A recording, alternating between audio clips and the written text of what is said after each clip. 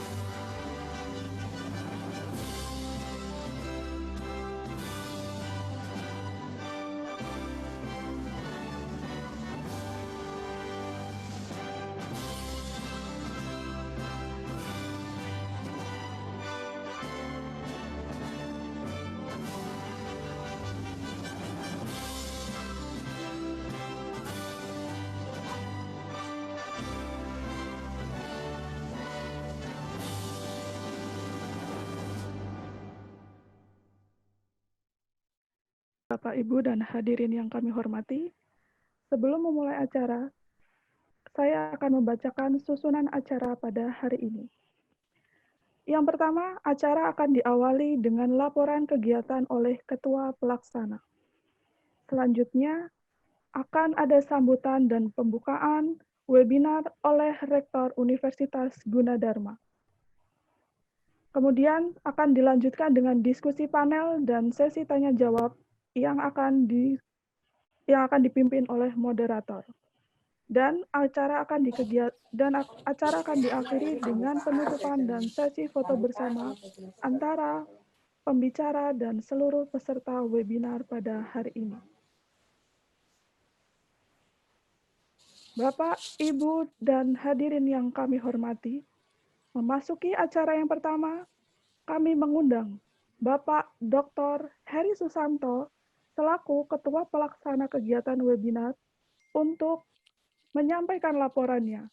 Kepada Bapak Heri Susanto, dipersilahkan. Yang saya hormati Ibu Rektor Universitas Gunadarma, Ibu Profesor Dr. E.S. Margianti, SPMM. Yang saya hormati Bapak Wakil Rektor 4 Universitas Gunadarma, Bapak Profesor Dr. Didi Mukodim, Dr. Andes MM. Yang saya hormati Direktur Program D3 Bisnis Kewirausahaan, Bapak Dr. Aris Budi Setiawan. Yang kami hormati para Ketua Program Studi di lingkungan Program D3 Bisnis Kewirausahaan,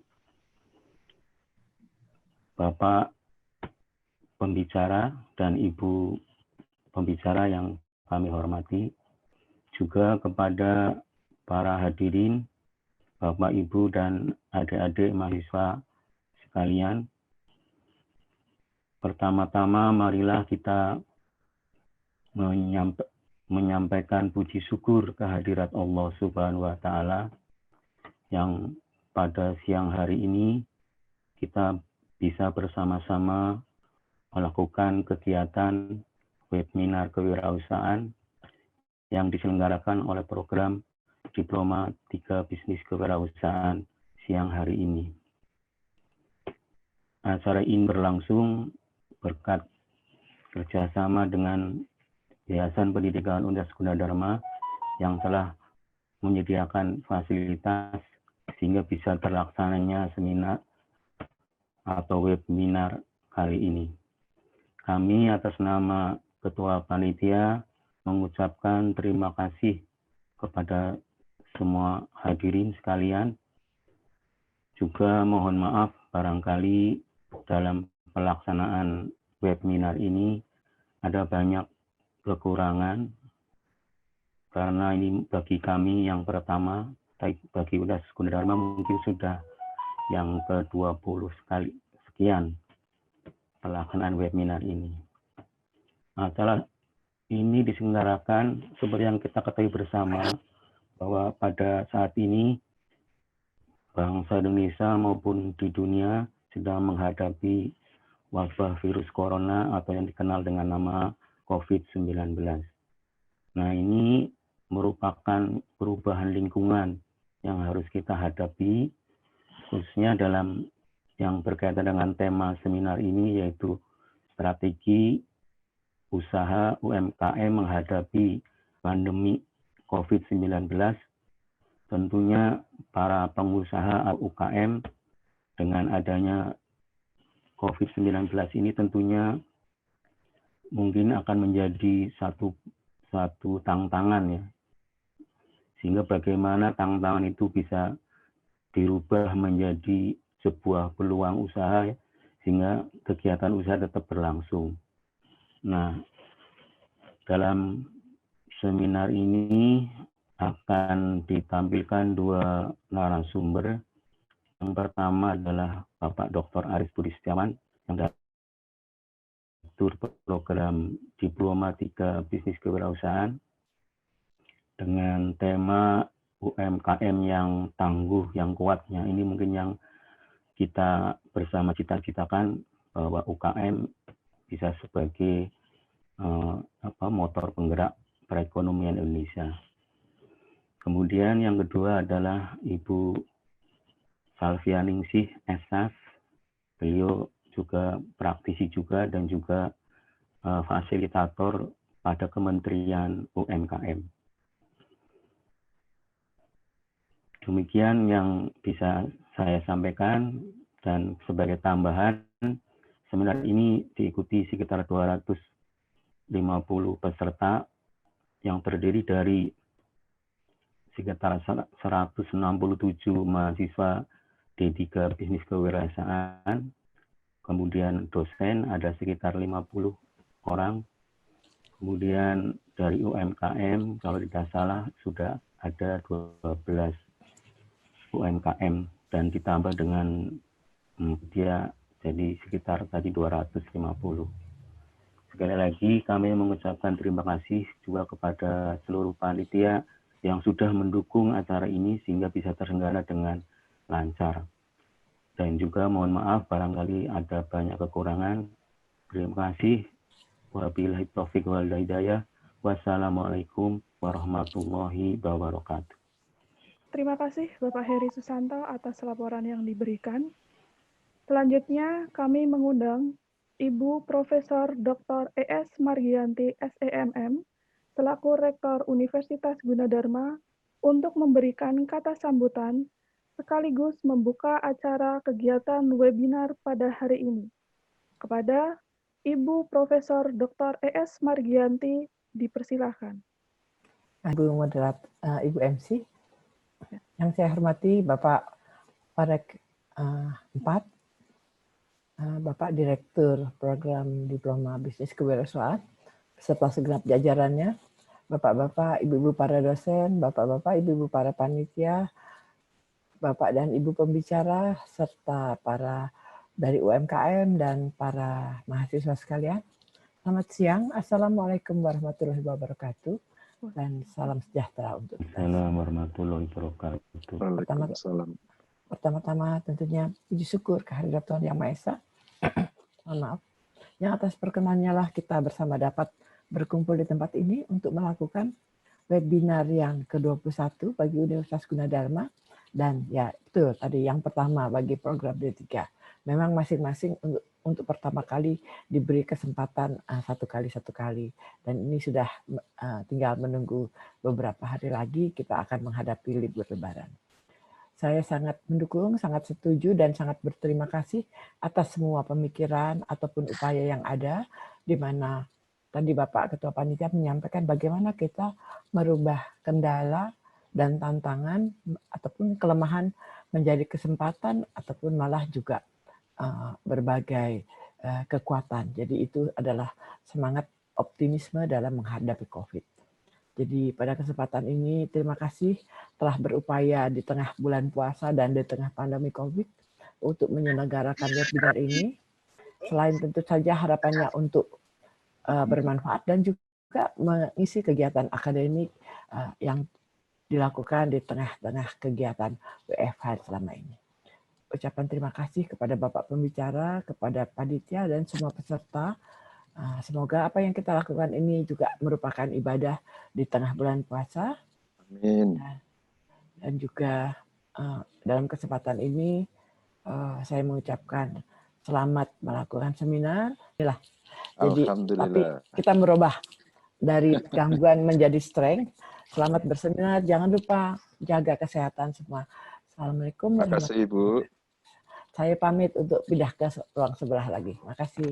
Waalaikumsalam warahmatullahi wabarakatuh. Terima kasih Ibu. Terima kasih Ibu Rektor telah memberikan sambutan dan pembukaannya pada webinar hari ini. Baiklah, selanjutnya Bapak, Ibu, dan hadirin yang saya hormati.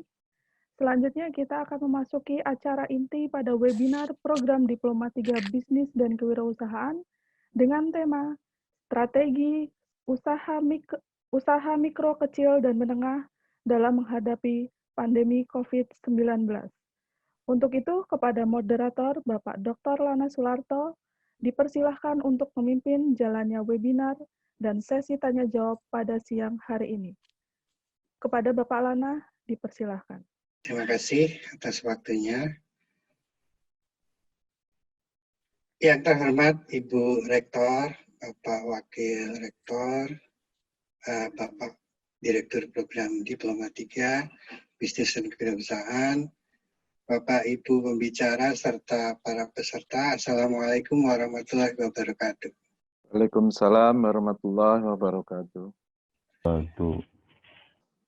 Pertama, marilah kita panjatkan puji syukur karena kita masih diberikan kesehatan sehingga bisa melaksanakan mengikuti webinar ini yang siang ini insya Allah akan dipaparkan oleh dua pembicara kita. Terima kasih kepada seluruh peserta, baik dari UKM, dosen maupun dari mahasiswa ya. Semoga semuanya dalam selalu kondisi sehat walafiat, tidak bersuatu apa. Amin. Pada hari ini kita akan melaksanakan webinar dengan tema seperti tadi disampaikan oleh Pak Heri ya, strategi usaha UMKM dalam menghadapi pandemi COVID-19.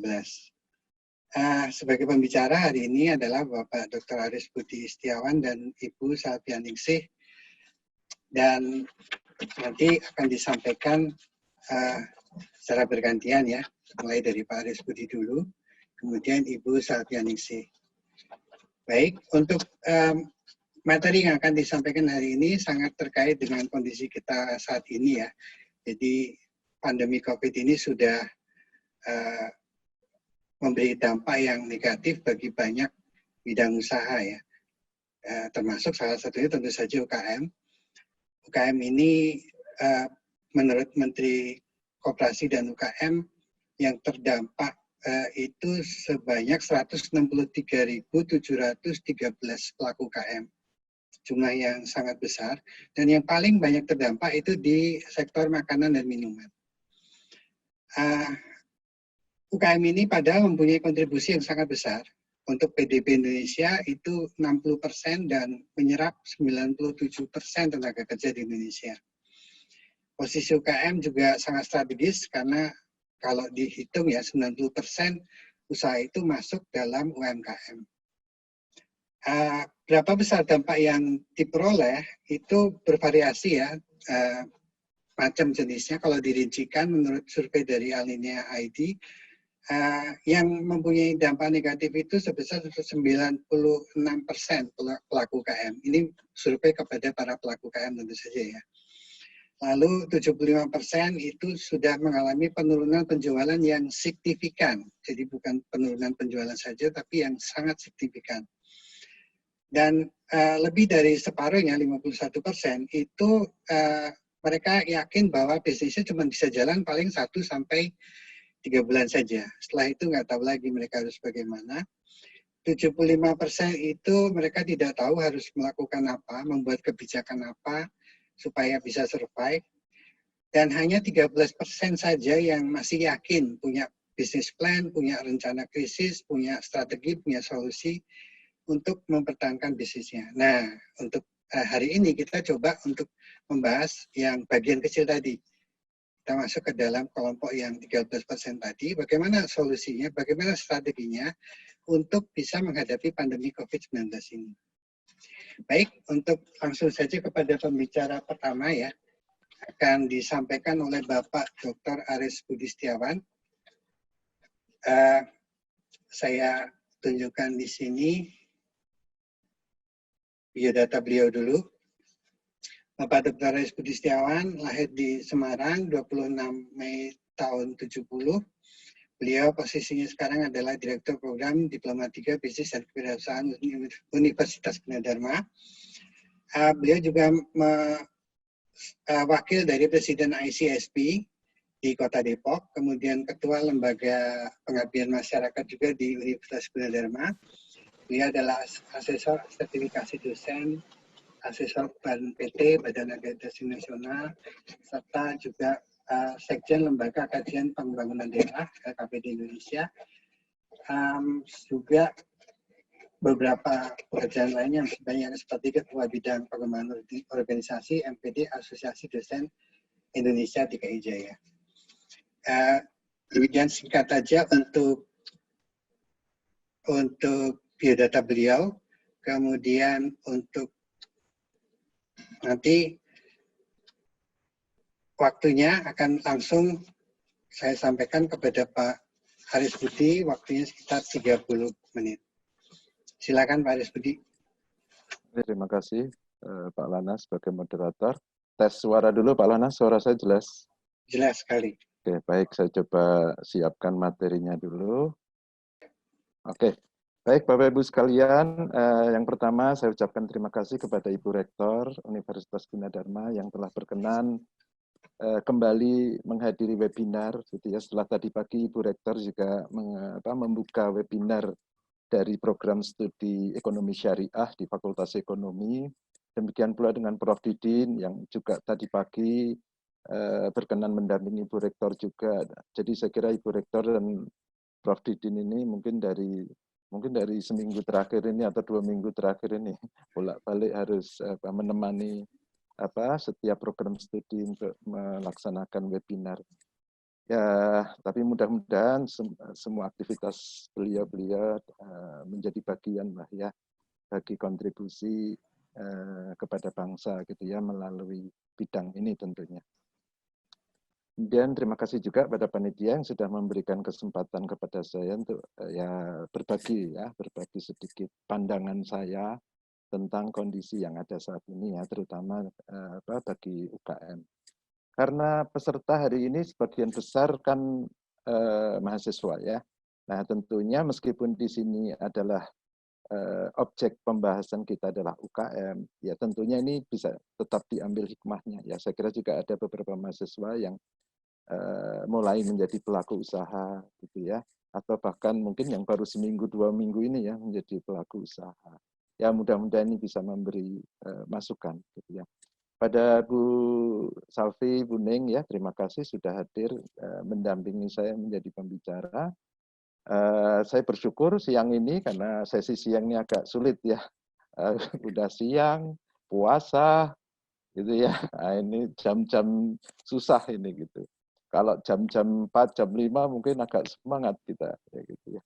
Baik, sekali lagi terima kasih kepada Ibu Rektor, Prof. Didin, terima kasih Prof. Didin. Mohon izin untuk memulai materi. Baik, topik saya mudah-mudahan nanti bisa dilengkapi oleh Bu Salvi ya. Jadi saya melihatnya bahwa UKM harus tangguh ya. Dan memang tangguh gitu ya. Kita ingat krisis 98, penyelamat ekonomi Indonesia salah satunya ya itu adalah UKM ya. Jadi UKM ini kecil-kecil cabai rawit ya. Kecil-kecil membawa nasib bangsa. Tadi sudah disampaikan Pak Lana gitu ya. Jumlahnya 90% lebih lah ya, menyerap tenaga kerja 97% dan seterusnya lah. Jadi penyelamat. Jadi kalau yang menjadi penyelamat ini sampai kemudian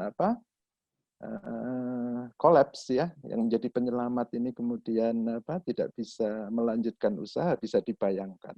Kalau yang kolaps yang lain nggak apa-apa gitu ya, bukan nggak apa-apa sih, tapi kalau yang memberi kontribusi paling besar ini bermasalah, tentunya dampaknya akan lebih besar lagi. Mahasiswa Ira Baratarani mungkin bisa di off-kan ininya, mic-nya biar nggak mengganggu. Oke. Oke, terima kasih.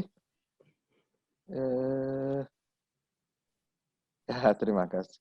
Baik, topik saya ini ya, UKM yang tangguh ya. Artinya UKM harus bisa. Bisa apa? Bisa melewati kondisi seperti ini. Harus terus bergerak.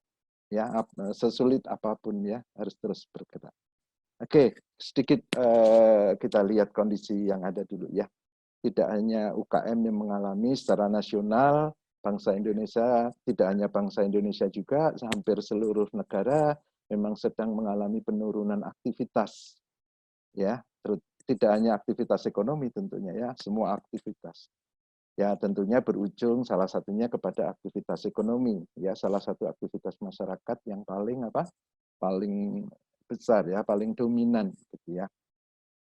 Sampai beberapa bulan di awal tahun 2020 ini karena ada pandemi ini ya, kita bisa lihat di situ grafiknya ya, dari pertumbuhan kita yang cenderung kurang lebih di antara 5%-an, gitu ya, secara perlahan gitu ya, secara perlahan mengalami penurunan memang.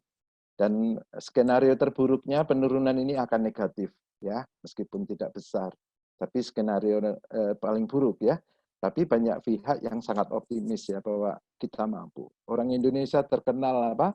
Terkenal bandel, ya, terkenal tahan cobaan, gitu ya. Meskipun sedikit jatuh, gitu ya. Seperti kita lihat di sini pertumbuhan tinggal 2,97, tapi tetap optimis, ya. Di banyak survei di dunia juga mengatakan, ya, Indonesia menjadi salah satu yang sampai hari ini pertumbuhannya masih positif, ya, selain Cina, ya, Brasil, ya. Nah, Indonesia di kawasan Asia kita, ya, yang masih yang paling baik, gitu kira-kira. Jadi meskipun ada skenario negatif terus memburuk, ya, tapi juga ada skenario bahwa kita mampu melewatinya, termasuk pelaku-pelaku usaha, ya, khususnya pelaku usaha kecil. Oke, kita lihat di sini, ya, seperti saya sampaikan tadi, ya, tahun 2019 yang warnanya kuning, ya, kita lihat hampir seluruh negara ekonominya tumbuh, ya, terutama Cina, ya, Tiongkok, ya, tumbuh, ya. Namun sekarang yang warnanya agak pink, gitu ya, hampir semuanya negatif, ya, kecuali Cina dan salah satunya memang Indonesia. Jadi harus optimis bahwa yang kita pikirkan harus skenario yang optimis, ya, bahwa kita bisa, ya, meskipun tidak semudah, ya, tidak selancar, tidak sebagus kalau kondisinya lancar, gitu ya, tapi bisa, ya. Oke, ya, tadi sudah disinggung sedikit tadi, ya. Kalau yang bermasalah itu adalah pelaku-pelaku usaha yang kontribusinya tuh nggak banyak, gitu ya, mungkin tidak akan terlalu mengkhawatirkan. Tapi kalau kontribusinya itu sangat besar, nah ini yang jadi masalah, ya.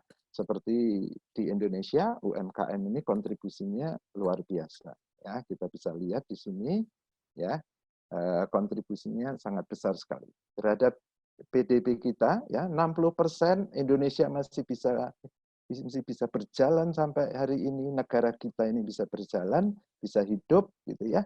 60% ya gara-gara UKM, ya, gara-gara UKM memberikan kontribusi.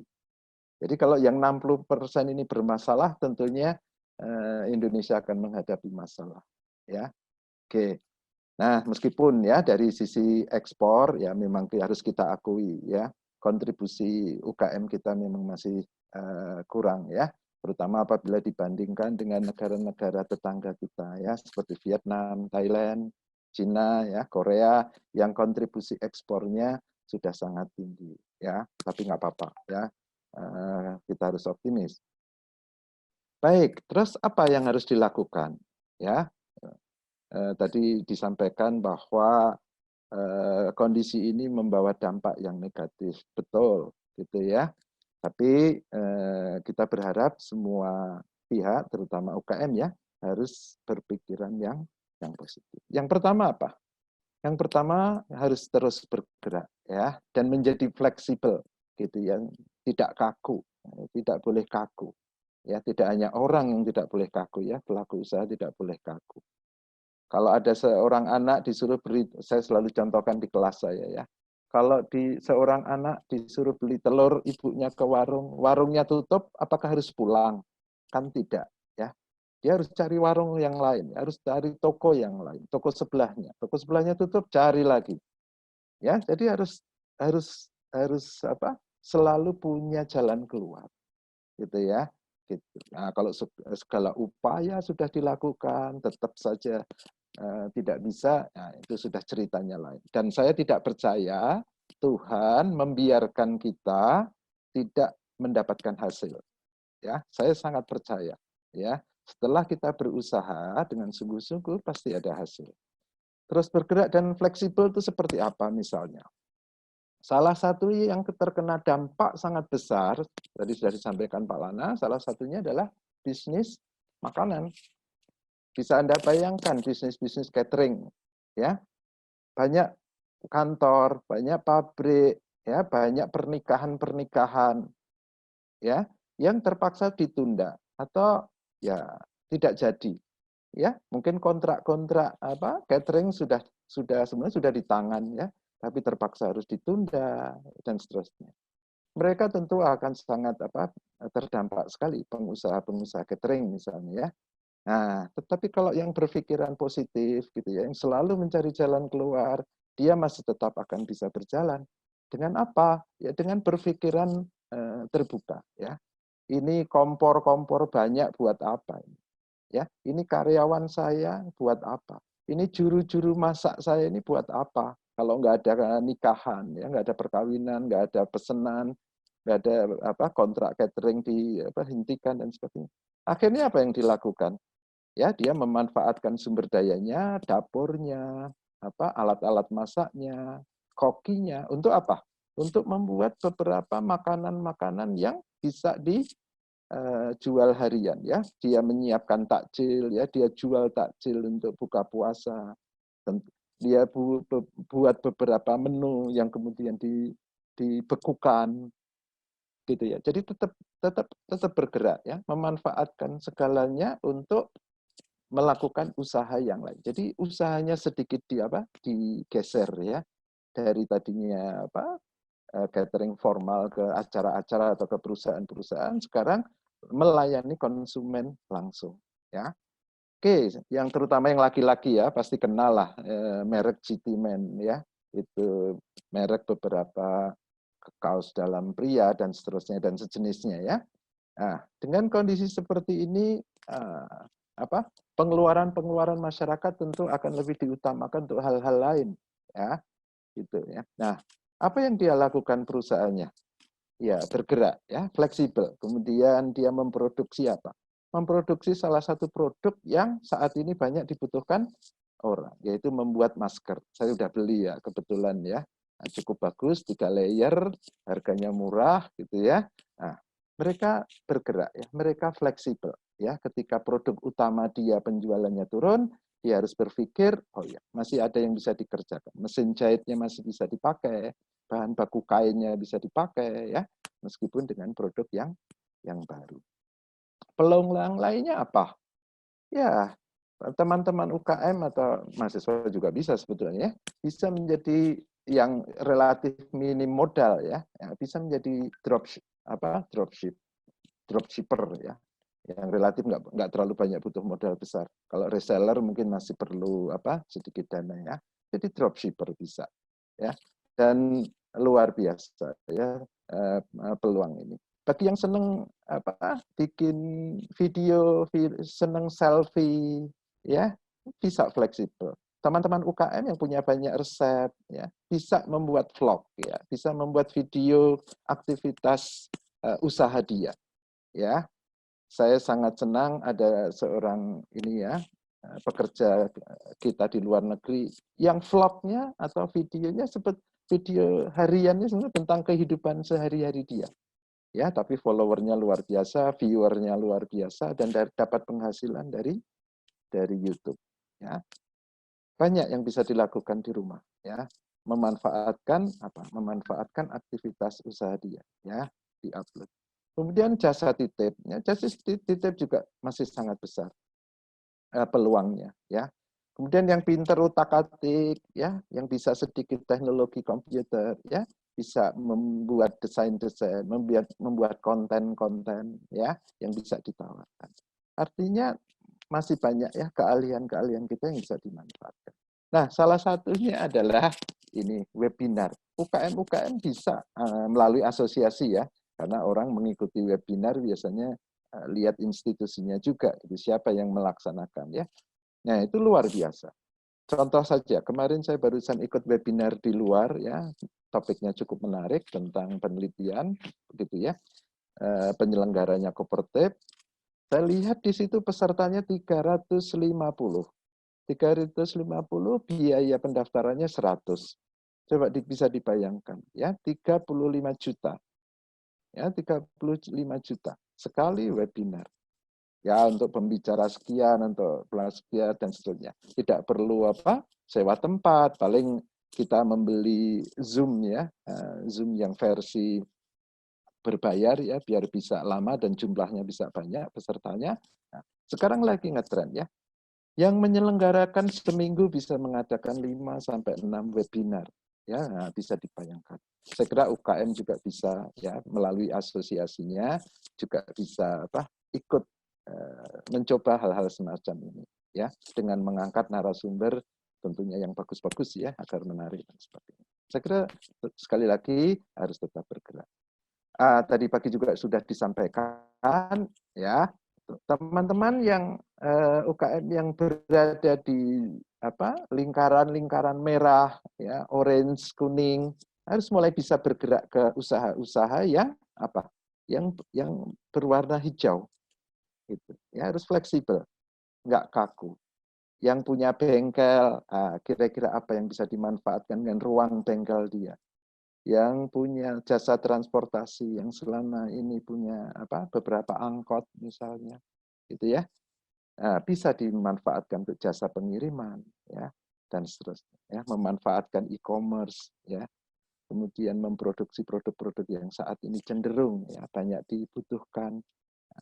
Mari bergerak ke arah yang hijau gitu ya kalau tetap di zona-zona yang usaha-usaha yang merah atau yang oranye yang kuning tentunya akan sangat sulit dan berpotensi akan mengalami kerugian gitu ya. Nah, meskipun di sini kita lihat ada education ya.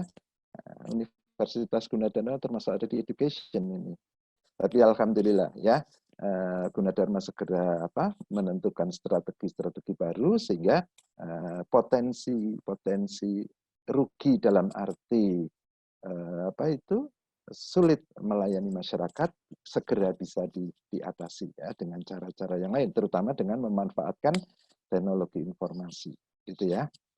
Oke, di sini juga disebutkan juga di beberapa penelitian yang akan cenderung meningkat adalah retail ya. Makanya sekarang banyak sekali ya UKM-UKM yang kemudian yang bergerak di bidang retail ya, mencoba bahkan yang tidak punya usaha pun mencoba retail ya. Makanan apalagi sekarang periode puasa ya, terutama untuk buka puasa ya. Makanan-makanan yang untuk persiapan lebaran gitu ya. Kalau kesehatan sudah pasti ini selama Covid berjalan, saya kira trennya akan terus meningkat ya.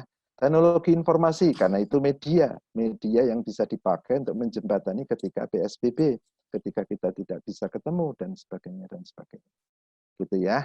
Nah, yang merah tentunya sangat terpengaruh. Jadi teman-teman UKM yang saat ini masih berada di zona-zona usaha-usaha yang merah, tentu harus mulai bisa bergerak ke yang zona-zona hijau. Gitu. Di online sendiri kita bisa lihat. Terus apa? Zona-zona hijau apa ya? Nah ini beberapa informasi seperti ini patut dicari. Selama masa COVID ini apa sih yang banyak dicari orang dan sebagainya. Ternyata, nah contohnya sepeda pun banyak dicari orang. Saya termasuk di antaranya. Saya terpaksa beli sepeda baru ya karena ya tetap harus olahraga di rumah ya biar nggak bosen lah, biar sehat lah dan sebagainya ya. Bisa lihat di sini. Saya khawatir waktunya nggak cukup, saya agak percepat ya. Pak Lana masih berapa menit Pak Lana saya?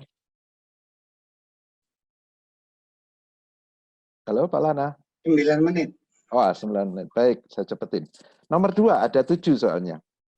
Nomor 2 selain tetap bergerak fleksibel ya, tidak kaku pada usaha dia, coba usaha lain terutama yang bisa memanfaatkan sumber daya dia gitu ya tanpa investasi baru. Nah, ini ya termasuk mengatur kembali cash flow. Rencana-rencana untuk investasi memang harus ditunda terlebih dahulu ya. Memang harus salah satu kelemahan UKM kan memang tidak tersedia dana yang berlebih gitu ya. Dananya cenderung hanya cukup untuk operasional. Nah, ada beberapa tabungan mungkin untuk investasi. Nah, mungkin sekarang memang saatnya untuk cash flow ya, untuk kembali mengatur kembali, mungkin kita fokuskan pada operasional perusahaan di mana kita bisa terus berjualan, terus bertransaksi ya, itu. Kemudian termasuk SDM. Tentunya ada beberapa UKM yang terpaksa harus mengurangi tenaga kerjanya ya. Mungkin ini perlu pendekatan khusus ya. Ya tadi itu dengan memanfaatkan sumber daya karyawan kita untuk mengerjakan hal-hal baru itu ya. Ya kita beri penjelasan ya. Saya bisa. Ya, saya percaya sih kalau karyawan-karyawan itu kemudian juga ikut memaklumi ya kalau kemudian sedikit ada pengurangan ya, saya kira bisa dimengerti selama ya komunikasinya bisa dilakukan ya gitu ya, termasuk mungkin beberapa investasi yang mungkin sewa yang membebani lah ya, yang banyak aktivitas-aktivitas yang membebani mungkin bisa mulai kita kita kurangi ya, seperti sewa ya. Makanya pemanfaatan teknologi kan salah satunya untuk mengurangi beberapa biaya sewa gitu ya. Oke, yang ketiga memanfaatkan teknologi, saya kira ini sudah banyak dibahas orang ya. Ini salah satu media yang nggak harus diakui dan memang nggak bisa ditawar saat ini untuk memanfaatkan teknologi ya. Ya harus berlari online. Yang gaptek harus belajar, mau nggak mau gitu ya. Yang HP-nya muter-muter terus ya harus diupayakan cari alat yang bisa membantu kita, karena nggak bisa ditawar gitu ya, dengan pembatasan ketemu ya, kemudian banyaknya masyarakat yang menghindar juga untuk bertemu, saya kira media online menjadi pilihan yang tidak bisa ditawar ya. Nah, media online oke ya, tetapi pilih juga. Nah, kalau mau pakai marketplace, pakai dong marketplace yang kira-kira transaksinya bagus. Ya, yang ininya bagus. Nah, kita bisa lihat hampir setahun ini ya, kuartal 1, 2, 3 kita bisa lihat Tokopedia, Shopee, Bukalapak, ya, termasuk Lazada juga ya, nah, termasuk beberapa marketplace yang bisa dimanfaatkan. Tentunya kan kita ingin memanfaatkan marketplace ini, tentunya marketplace yang tentunya rame ya, nah, sehingga bisa mendorong penjualan kita gitu. Oke. Nah, kemudian di beberapa marketplace ini apa sih sebetulnya yang paling atau banyak diminati ya? Ternyata meskipun masa-masa Covid ini ternyata perlengkapan rumah ini contoh di Shopee ya, makanan minuman ya, termasuk banyak. Mungkin teman-teman udah ada produk gitu ya. Nah, ini beberapa data ya tentang peningkatan produk-produk apa yang dalam waktu 3 bulan terakhir ini sangat diminati oleh bukan sangat diminati ya, dibutuhkan kemudian dipesan oleh masyarakat. Nah, mungkin gitu ya bisa bergerak ke arah-arah yang sini gitu ya. Nah, selama bulan Ramadan, ini minggu-minggu pertama bulan Ramadan ternyata nih yang banyak dicari ya. Saya tanda petik saya ikut gembira dalam arti bukan gembira karena ada pandemi ya, tetapi ternyata masyarakat sudah mulai bisa berdamai ya dengan pandemi. Namanya berdamai itu berarti apa? Tidak musuhan berarti. Kan begitu ya. Ternyata sudah mulai berpikir normal kembali. Makanya banyak kita mulai kenal yang namanya new normal life ya. Hidup normal yang baru. Hidup normal yang baru itu ya begini ini, kita bergerak, kita beraktivitas di tengah-tengah pandemi. Ya ternyata teman-teman sudah mulai bisa berdamai, ya sudah mulai memikirkan seperti biasa ya, kayak Lebaran biasa, puasa biasa, fashion, kecantikan, bahkan udah mulai ya ngecat rumah, mendekorasi dan sebagainya. Ya, jadi optimis lah. Gitu. Kemudian tentunya meningkatkan pelayanan. Yang keempat yang perlu dilakukan adalah meningkatkan pelayanan. Ya, pemesanan. Ya, beberapa toko di sekitar saya, contohnya beberapa UKM yang tadinya tidak menerima pemesanan, tidak mau dibayar online, tidak mau dibayar lewat transfer. Gitu ya, sekarang sudah mulai mau untuk dibayar. Karena kalau mereka menolak, ya banyak transaksi akan tertunda, ya sehingga mereka sekarang bersedia mengantar, bersedia dibayar dengan uang elektronik, bersedia transfer gitu ya, sering menghubungi kita bahkan gitu ya, bertanya gitu ya, Pak ininya sudah habis belum, Pak bagaimana rasanya, Pak mau pesen tidak, dan tentu kecepatan ya, mereka ya berupaya untuk secepat mungkin menghubungi itu.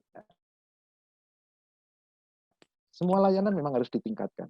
ya, gitu ya, agar konsumen apa? Merasa nyaman, konsumen merasa terbantu, ya meskipun tetap di rumah, tapi mereka dapat memenuhi kebutuhannya dengan apa? Dengan lengkap, cepat, murah, gampang, ya. Kenapa bisa begitu? Ya karena penjualnya seperti itu, ya, layanannya ditingkatkan, ya. Jam 2 menit lagi, jam Pak Aris. bisa di berapa? 2 menit? Ya. Wah, cepat sekali ya. Nah, berempati dan menjaga komunikasi ya. Ini beberapa contoh ya, banyak produk-produk yang menggugah empati orang ya. Dia memberikan iklan sekian persen akan didonasikan, ya sebagian keuntungan ini akan memberikan daya tarik tersendiri kepada konsumen gitu ya. Dan kita harus percaya sedekah itu tidak mengurangi rezeki gitu ya. Menyedekahkan sedikit keuntungan itu justru akan membuat rezeki atau keuntungan kita akan bertambah. Kalau yang percaya tentunya ya. Oke, terakhir evaluasi menata kembali usaha ya. Mana yang penting, mana yang tidak dan sebagainya. Baik, karena waktunya tinggal 1 menit katanya. Kemudian terakhir sebagai hamba Allah ya, sebagai manusia tidak boleh lupa ya, harus berdoa. Harus berprasangka baik kepada Allah. Allah berfirman bahwa aku atau Allah itu adalah apa yang diprasangkakan hambanya. Kalau para UKM kita semua berprasangka baik pada Tuhan, bahwa Tuhan akan segera menghentikan pandemi ini, akan segera membukakan rezeki, ya insya Allah akan terbuka kembali. Ya, sesungguhnya bersama kesulitan itu ada kemudahan. Ada kata kunci bersama, bukan setelah. Ya, berarti jadi di situ ada kesulitan, di situ pula ada kemudahan. Ya, jadi harus percaya. Itu kira-kira. Baik, ini terakhir.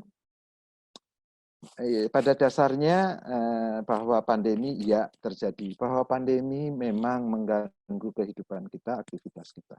Tapi kalau kita belum bisa melawannya, tidak bisa melawannya, ya berdamai. Berdamai itu berarti tidak saling menyakiti ya. Berarti COVID pun tidak akan menyakiti kita karena kita berdamai. Ya kita berdamai, menerima lingkungan kita yang memang sedang kurang ramah. Ya kita jalani hari ini dan belajar menerima, menyesuaikan diri dengan kondisi ada. Nah, inilah yang disebut dengan new normal life. Ya termasuk bagi para UKM ya, menjalankan usaha dengan kondisi yang baru.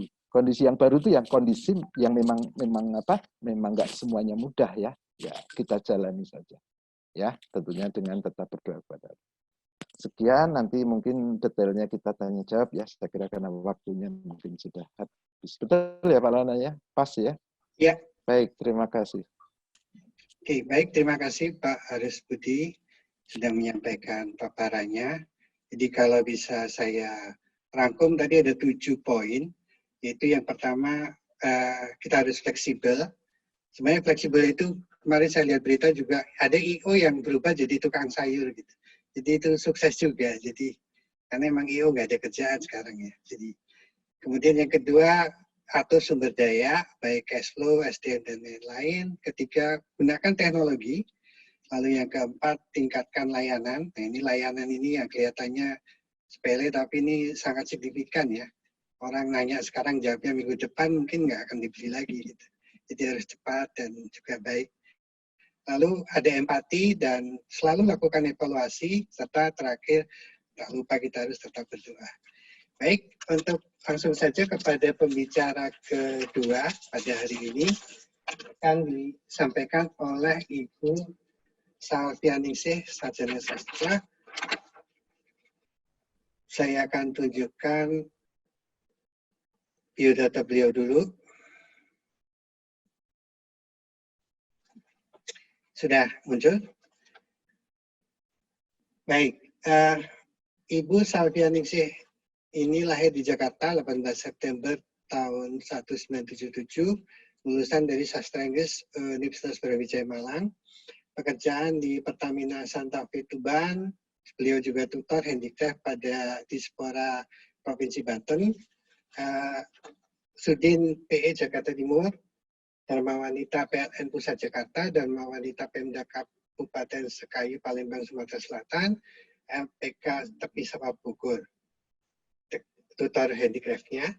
Lalu beliau juga pengajar di Indonesia Setara Foundation, Beliau adalah kurator craft untuk Deskranada Jakarta Timur, narasumber pengantar wirausahaan untuk UMKM Cimanggis Depok, dan juga fasilitator Kementerian Koperasi dan UKM RI. Demikian singkat saja untuk biodata beliau. Langsung saja kepada Ibu Salvianingsih, dipersilakan untuk menyampaikan presentasinya sekitar 30 menit. Bismillahirrahmanirrahim. Assalamualaikum warahmatullahi wabarakatuh. Waalaikumsalam. Bapak Ibu dosen, mahasiswa, juga rekan-rekan UKM, rekan-rekan UKM saya lihat juga ada beberapa, kemudian mahasiswa dan Ibu Bapak dosen. Mohon maaf saya di sini kalau misalkan ada suara saya sudah diterima dengan baik ya Pak? Ya jelas Bu. Tadi sudah disampaikan oleh Pak Aris, lengkap sekali kalau saya pikir Pak Aris, terima kasih banyak, insight banget untuk UKM, apalagi seperti saya di sini sebagai praktisi juga ya Pak ya, UKM di salah satu UKM di Depok. Di sini saya membuat judulnya kisah UKM di tengah pandemi COVID-19. Ini saya buat gambarnya serem banget ya Pak ya. Memang seperti itu yang diimage-kan COVID sekarang ini. Bahwa dampaknya itu sangat besar sekali, apalagi kita bicara tentang UKM ya Pak ya. Itu sangat, sangat signifikan sekali.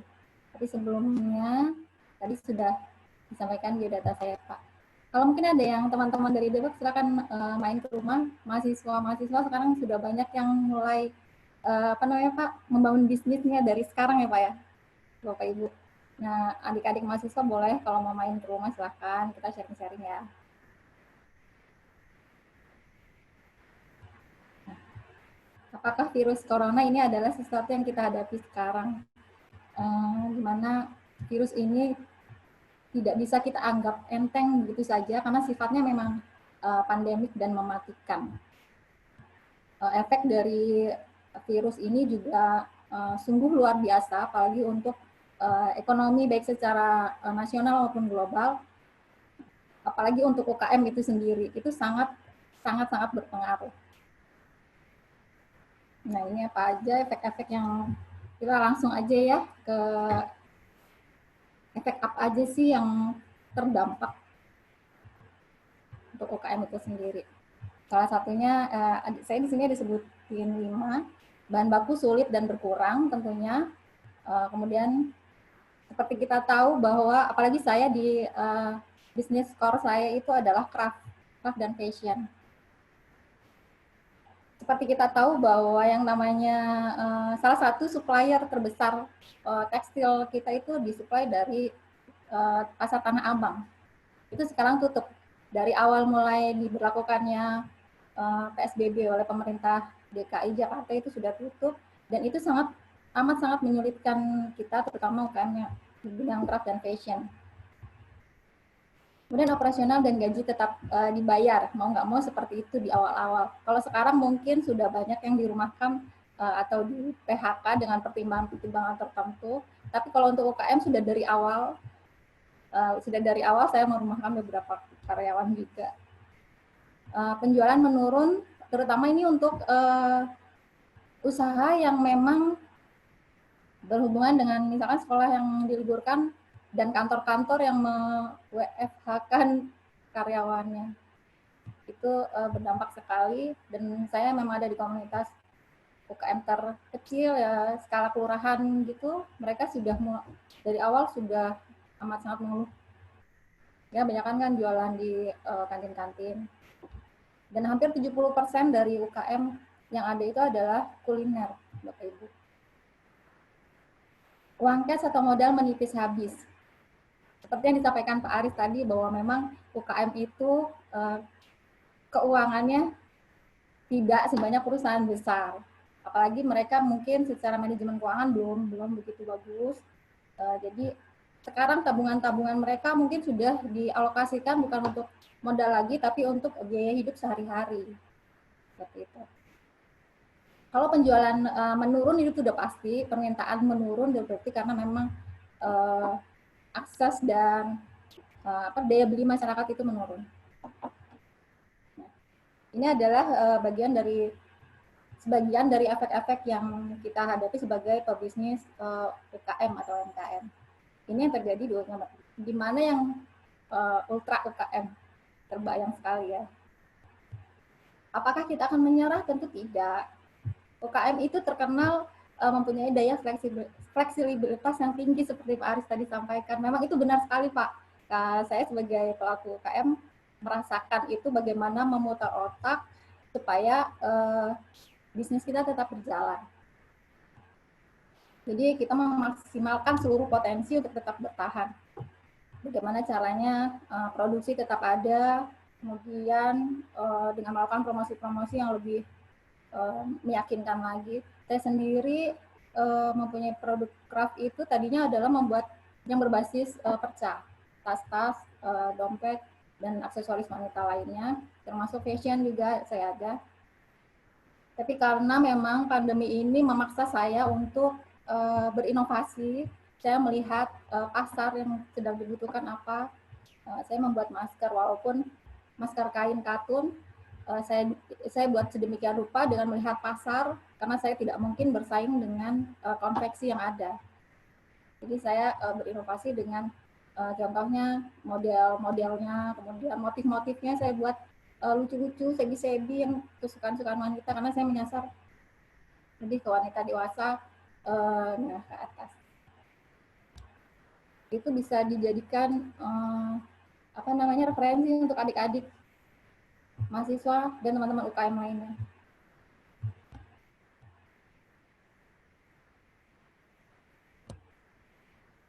Nah, ini adalah eskalasi dampak pandemi COVID-19 yang kemarin dirumuskan. Ini saya dapat dari Kementerian Koperasi dan UKM. Bagaimana mereka merumuskan hal ini untuk merumuskan kebijakan yang mendukung UKM dan koperasi. Bahwa kita lihat di sini perekonomian global diperkirakan mengalami resesi dan memang itu sudah terjadi.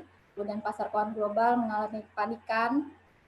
Panikan itu kalau secara UKM itu panik udah dari awal, Bapak Ibu dan teman-teman semua itu sudah awal paniknya. Kemudian sektor real mengalami berbagai tekanan, baik dari kendala suplai bahan baku dan penurunan permintaan. Pemerintah Indonesia berjuang untuk menjaga agar perekonomian tidak mengalami resesi dengan memberikan berbagai stimulus dalam paket stimulus ekonomi yang forward looking. Di sini nanti saya akan sampaikan stimulus-stimulus apa saja yang telah dirumuskan oleh Kementerian Koperasi dan UKM untuk UKM Indonesia. Setelah prioritas program kesehatan, social safety net, bantuan untuk rumah tangga dan UMKM, serta dukungan untuk sektor keuangan dan perbankan, maka sangat diperlukan dukungan untuk dunia usaha dan sektor real. Di sini ada Kementerian Koperasi dan UKM melakukan identifikasi UKM terdampak melalui call center dan survei, recovery, dan beberapa program stimulus, serta development program setelah recovery. Nanti akan saya jabarkan lebih lanjut. Saya mengutip dari teori Charles Darwin,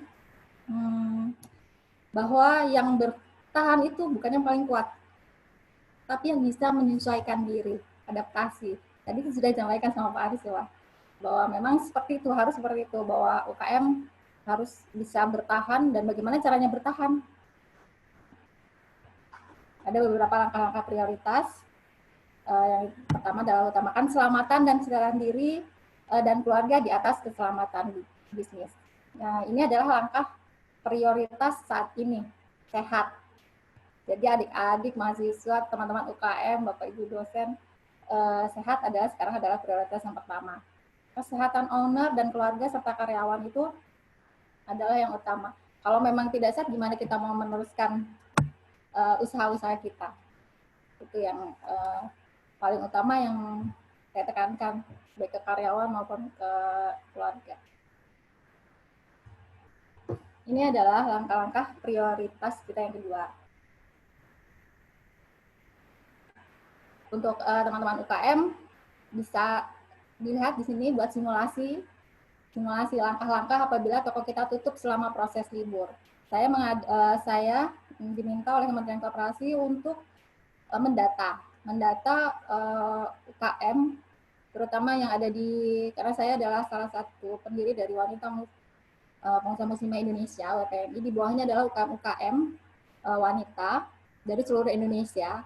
Dari data yang masuk ke kami itu ada sekitar yang tokonya tutup ada sekitar 30%. Tutup, benar-benar tutup, itu 30%. Kalau untuk permintaan menurun dan lain-lain, permintaan menurun, kemudian omset menurun, itu sekitar 70%. Hanya dari anggota kita saja ya, dari UKM kita.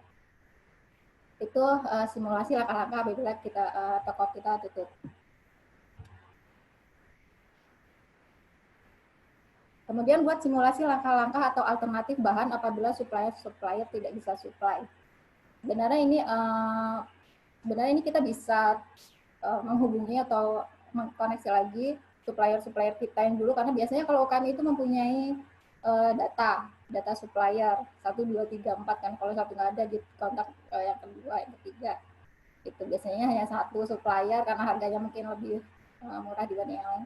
Tapi sekarang kalau bisa mulai mendata, karena memang supplier sekarang susah banget karena mungkin distribusi dan lain-lain.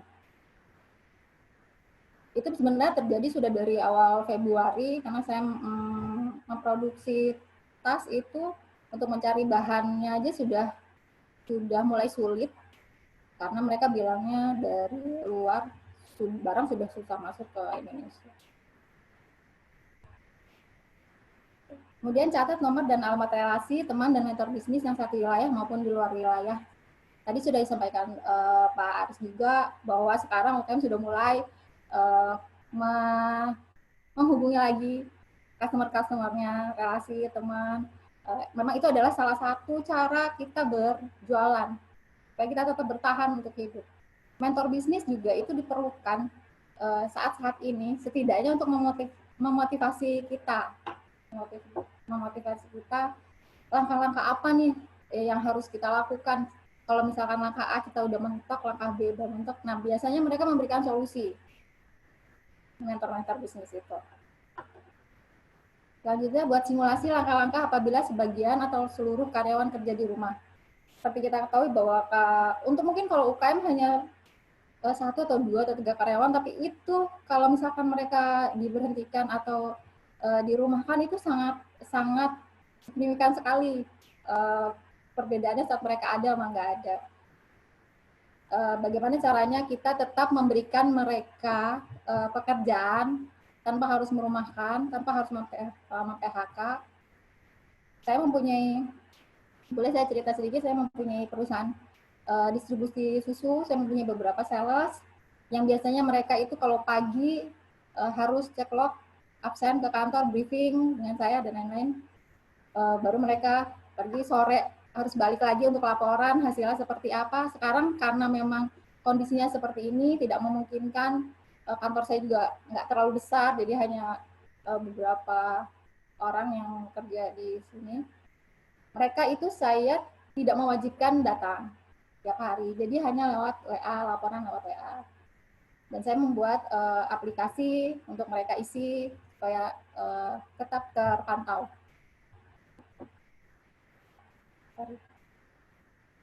Catat ulang semua daftar pelanggan-pelanggan kita yang ada di handphone termasuk alamatnya.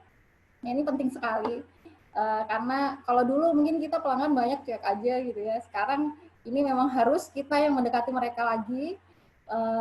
Bagaimana caranya mereka repeat order, bagaimana caranya mereka mengingat kita kembali, ibu ini jualan ini, ibu ini jualan ini, dan itu penting sekali. Kita lanjut. Kita masuk ke strategi pemasaran. Strategi pemasaran apa yang diperlukan selama masa krisis ini? Saya membaginya menjadi 4 kategori atau komoditi besar yang biasanya dilakukan oleh UMKM atau UKM, yaitu kuliner, fashion, IT dan travel, dan lain-lain.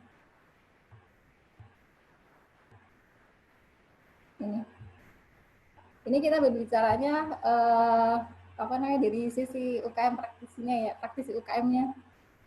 Pertama adalah tadi sudah beberapa disampaikan oleh Pak Aris. Pertama adalah perkuat online.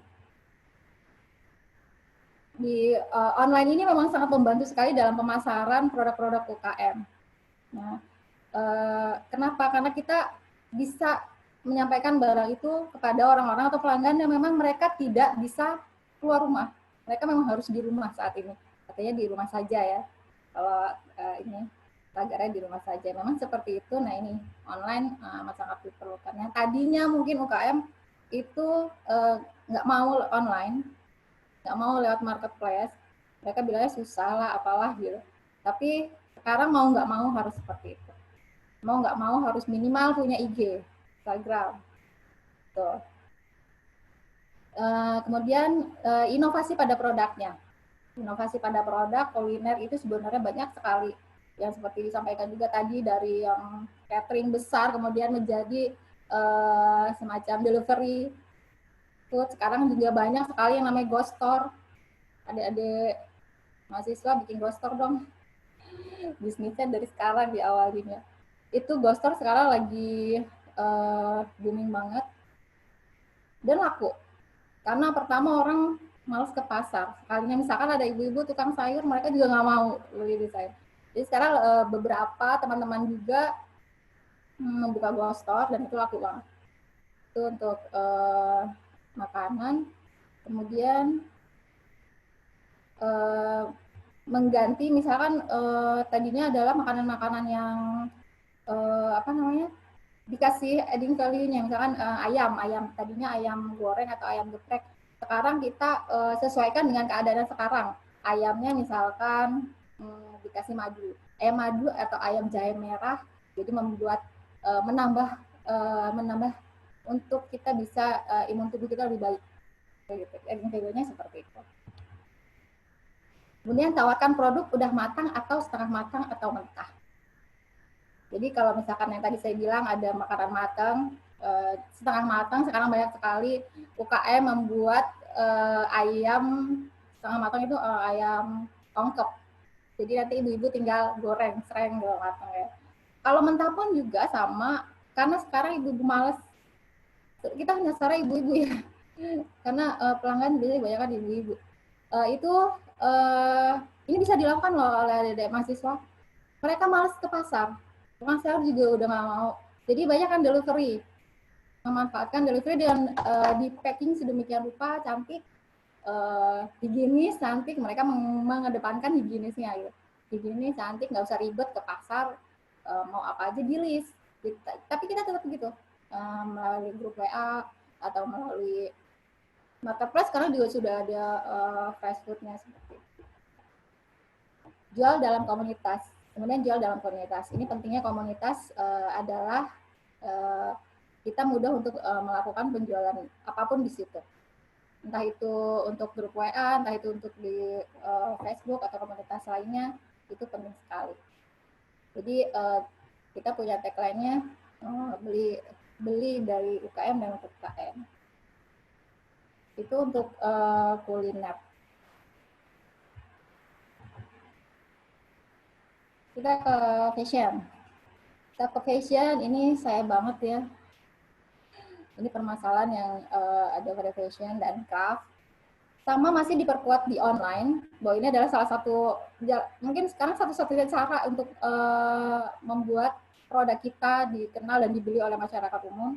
Karena kalau offline pun, mall-mall sekarang sudah tutup. Pasar sekarang sudah, durasi waktu bukanya sudah di pangkas sedemikian rupa. Jadi perkuat online masih ini salah satu cara. Kemudian jual dalam komunitas. Sama seperti tadi, pentingnya komunitas itu jual beli di komunitas grup itu amat sangat tinggi sekarang. Inovasi pada produk, pada kebutuhan saat wabah, misalnya masker kain dan lain-lain seperti yang saya sebutkan tadi. Buatannya saya buat tas dan lain-lain, sekarang mau nggak mau beralih membuat masker kain.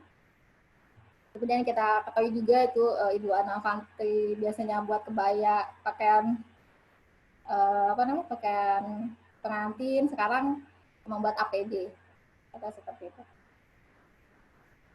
Kemudian bisa berinovasi lagi untuk membuat kalau craft ya, untuk teman-teman UKM craft bisa membuat sejadah traveling yang kecil gitu untuk dibawa kemana-mana pada saat mereka harus, misalkan yang saya tahu WFH itu ada piket seminggu sekali ke kantornya, mungkin mereka sholatnya bisa, untuk yang muslimah ya, sholatnya di kantor, mereka bisa bawa sejadah kecil itu.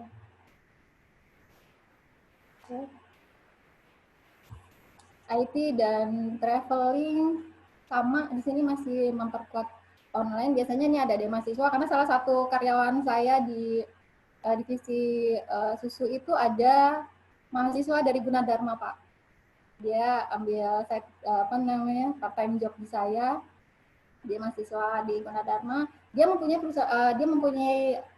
bekerja di travel juga.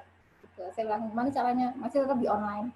Dia tetap di online, kemudian tidak putus asa, tetap pada saat ini membuat salah satu pekerjaan dia adalah membuat video-video, kemudian itu adalah istilahnya investasi atau tabungan dia untuk nanti pada saat setelah pandemi selesai, dia sudah punya senjata, langsung dia punya senjata untuk bekerja.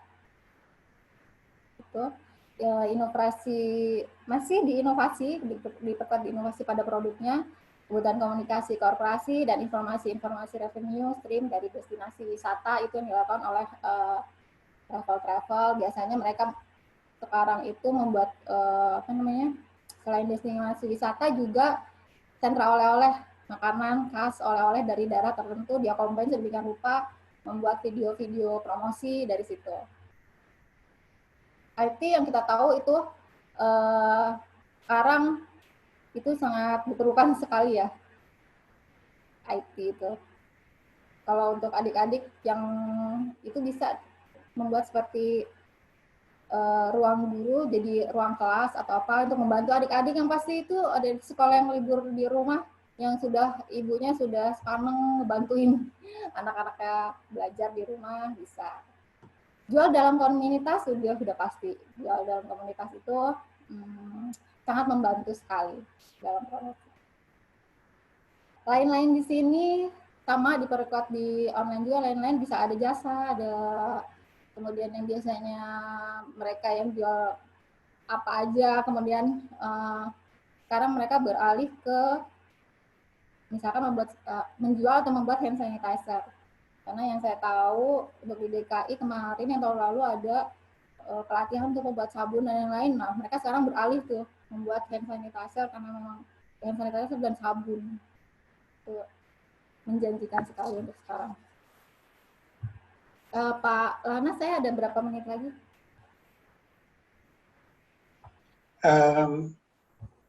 8 menit lagi. 8 menit lagi. Baik. Nah, peluang-peluang ini yang memang harus bisa dibaca oleh UKM. UKM itu sendiri harus bisa dibaca bahwa bagaimana memang menjalani bisnis di tengah situasi pandemi COVID-19 ini tantangan tersendiri. Selain pembatasan sosial membuat masyarakat tak luasa berbelanja itu juga menurunkan daya beli masyarakat. Nah, itu yang tadi saya sebutkan dari mulai komoditi kuliner, fashion, craft, IT, travel, dan lain-lain itu mudah-mudahan bisa membantu para UKM solusi buat mereka bagaimana ke depannya lebih lanjut. Nah, salah satunya itu adalah mengatur cash flow yang seperti Pak Aris bilang tadi, mengatur efisiensi kegiatan branding. Karena memang kalau untuk marketing, branding itu cost-nya lumayan tinggi ya untuk UKM. Kemudian tadinya mau ekspansi kemana itu ditunda dulu. Karena memang harus, kata Bang Sandiaga Uno itu kita harus mengecangkan ikat pinggang sekarang katanya. Karena beliau adalah salah satu bos saya. Beliau mengatakan itu harus mengikatkan ikat pinggang. Kemudian untuk gaji karyawan juga diberi pengertian bahwa memang termasuk saya juga, saya sampaikan kepada mereka bahwa untuk THR tahun ini mohon maaf sekali memang harus dipangkas seperti itu.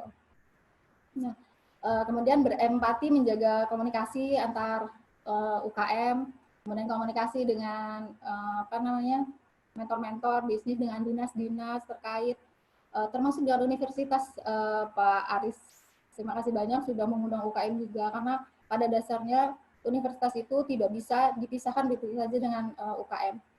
Saya pernah belajar dengan profesor Korea di sana tentang SME, UKM, bahwa universitas adalah salah satu yang sangat penting, faktor sangat penting bagi UKM dalam mengembangkan bisnisnya. Itu terima kasih banyak untuk Universitas Gunadarma yang sudah concern di UKM ini. Kemudian selanjutnya adalah pengaturan karyawan, juga strategi marketing baru itu penting untuk UKM-UKM di sini. Itu saja. Nah, ini ada beberapa stimulus atau kebijakan dari pemerintah, dari Kementerian Koperasi dan UKM yang kemarin data dari UKM seluruh Indonesia mereka rangkum sedemikian rupa melihat dari permasalahan-permasalahan apa yang permasalahan atau efek-efek apa yang telah timbul karena COVID-19 ini, yaitu dengan saya langsung saja ya Pak. Ini saya sampaikan agar UKM, karena saya tahu di sini UKM juga banyak, mahasiswa juga pasti sudah melakukan bisnis, informasi juga buat Bapak Ibu dosen semua. Bahwa pertama, pemerintah memberikan stimulus daya beli produk UMKM koperasi. Di sini mereka memberikan voucher berupa voucher untuk marketplace yang mereka tunjuk banyak 25% diskon untuk produk-produk UKM. Untuk produk UKM yang ada di marketplace. Yang kedua, bantuan langsung tunai atau BLT untuk usaha ultra mikro dan mikro. Jadi pemerintah, terutama Kementerian Koperasi dan UKM, menyediakan dana sekitar 2 triliun untuk BLT ini untuk diberikan kepada UKM yang terdampak. Yang ketiga, restrukturisasi dan subsidi suku bunga kredit usaha mikro. Ini untuk koperasi, biasanya di sini. Kemudian untuk restrukturisasi kredit untuk koperasi melalui LPDB juga ada. Belanja di warung tetangga, mereka menggiatkan bagaimana belanja di warung tetangga dengan 9 klaster pangan BUMN, terus memanfaatkan exposure dari influencer muda untuk mendorong masyarakat berbelanja di warung supaya ekonomi merata dan tetap hidup di ini. Kemudian kartu prakerja ini dengan kerjasama dengan Kemenaker. Kemudian relaksasi pajak. Kita tahu sendiri bahwa UKM pun terkena pajak walaupun itu kecil lah, 0,5. Masker untuk semua. Nah, di sini Kementerian Koperasi dan UKM melakukan kegiatan yaitu dengan menstimulus UKM-UKM yang berada di bidang fashion atau craft, mendata mereka semua, kemudian walaupun masih tetap melewati yang namanya kurasi, jadi membeli produk mereka, kemudian membeli produk mereka dengan menunjuk buyer, salah satu buyer yaitu Kimia Farma dan TII ya, kalau nggak salah di situ. Nah, di situ jadi merangsang UKM bidang craft dan fashion untuk tetap berproduksi. Nah, kemudian yang sembilan adalah BUMN sebagai off-taker dari produk pangan dan bahan pokok. Itu karena memang kalau di daerah peternakan pertanian itu yang saya tahu seperti di daerah saya di daerah saya itu di pesisir utara, daerah Tuban, Jawa Timur, memang sebagian besar adalah nelayan. Di situ saya miris sekali, mereka sangat-sangat terdampak, Bapak Ibu. Mereka sangat terdampak karena beberapa dari nelayan itu mereka biasa suplai untuk ikan-ikan untuk ekspor. Saat ini produk mereka membanjiri pasar tradisional karena memang tidak bisa ekspor. Nah, kasihannya lagi adalah nelayan-nelayan yang memang biasanya mensuplai untuk pasar tradisional. Itu udah pasti kalah dengan produk-produk nelayan yang memang tadinya untuk ekspor. Dan itu di pasar tradisional pun harganya amat sangat anjlok. Biasanya yang lobster itu satunya bisa sampai 100-200 ribu, sekarang hanya 25 ribu. Jadi kita kalau mau makan seafood enak, murah, kita ke Tuban ya. Nah, itu ada stimulus yang telah dirumuskan oleh Kementerian Koperasi Usaha Kecil dan Menengah Republik Indonesia. Periode pengguliran dananya, program itu dimulai dari April 2020 sampai 2024. Semoga ini bisa merangsang UKM untuk tetap berproduksi, untuk tetap semangat. Karena seperti Pak Aris bilang tadi bahwa UKM itu sudah melalui hal-hal yang nggak enak dari tahun 98, 97, 98 ya Pak Aris ya. Itu zaman saya kuliah Pak. Bagaimana saya merasakan krisis seperti itu, saya ikut demo-demo gitu Pak ceritanya. Tapi ada enggak ya sekarang. Bagaimana krisis seperti itu amat sangat menghantam UKM, tapi mereka masih tetap hidup. Benar Pak, itu kecil-kecil cabai rawit Pak. Sekarang juga saya berdoanya dan berharap UKM tetap bertahan dan tetap semangat. Baik, terima kasih. Itu materi dari saya. Mohon maaf apabila ada kekurangannya. Nanti lebih jelasnya mungkin di pertanyaan ya Pak Lan. Ya, baik. Jadi tadi sudah disampaikan oleh Ibu Sawianingsih ya sebagai praktisi ya, karena ini benar-benar apa yang disampaikan ini adalah memang dari seorang yang memang kerja dalam bidangnya ya. Yang pertama tadi kalau saya rangkum, yang pertama adalah yang paling utama kesehatan diri sendiri itu jauh lebih penting daripada bisnis ya. Jadi daripada nanti bisnis jalan tapi sakit kan lebih baik sehat ya. Karena sehat itu memang paling mahal ya. Kemudian yang kedua, lakukan simulasi kalau terjadi skenario yang istilahnya worst case ya. Kalau misalnya memang nanti harus dirumahkan bagaimana dan lain-lain. Lalu ini juga waktunya karena mungkin banyak waktu di rumah, jadi punya banyak waktu untuk administrasi pendataan ya. Mungkin selama sebelum COVID kan nggak sempat ya, mungkin data nyebar di mana-mana. Jadi sekarang mungkin dilakukan pendataan supplier, pendataan konsumen, dan lain-lain. Lalu lakukan strategi pemasaran tadi di beberapa bidang usaha, intinya sih tetap diupayakan supaya online dan komunitas memang itu sangat mudah ya, sangat positif karena kalau di komunitas otomatis rata-rata orangnya paham dengan kita ya, kenal dengan kita, jadi lebih untuk mendapatkan kepercayaan lebih mudah dibanding di online store. Kemudian lakukan juga inovasi, jadi tidak hanya produknya itu saja, tapi juga harus dimodifikasi, diinovasi. Kemudian terakhir adalah juga jangan lupa lakukan komunikasi yang baik dan intens ya. Baik, itu untuk paparan dari dua pembicara kita sudah dengarkan. Selanjutnya adalah sesi tanya jawab. Tanya jawab ini nanti diusahakan kalau bisa ada satu dari dosen, satu dari mahasiswa, dan satu dari UKM ya. Baik, silakan kepada yang ingin mengajukan pertanyaan untuk melakukan raise hand. Ya, yang pertama silakan Ibu Evita Sulistiana. Silakan Bu, usahakan ditujukan kepada siapa, lalu pertanyaannya upayakan singkat dan dari Ibu dari mana. Silakan. Assalamualaikum. Waalaikumsalam. Ya, saya mau bertanya untuk Mbak Salvia nih. Mbak Salvi, kalau memang pada saat ini posisi saya adalah saya sudah tidak lagi melakukan produksi. Karena yang pertama adalah bahan baku yang susah yang untuk saya dapatkan, karena saya harus dapatkan, kebetulan saya punya produk itu adalah frozen food ya, dalam hal ini bakso dan tahu bakso, dan itu harus dalam bentuk daging segar, nggak bisa yang daging yang dibekukan. Nah itu kan harusnya ada di pasar, karena pasar sekarang tidak bisa kita jangkau, otomatis sekarang ini saya sudah mulai memberhentikan produksi. Cuma selama masa COVID ini saya mencoba beberapa hal yang kira-kira bisa saya lakukan tanpa terkendala dengan bahan baku. Tapi memang belum saya coba untuk jalankan gitu loh. Nah, adakah solusi yang bisa diberikan gitu kan ya untuk kami, yang dimana yang pertama adalah kalau kondisinya karyawan sudah kita rumahkan gitu loh.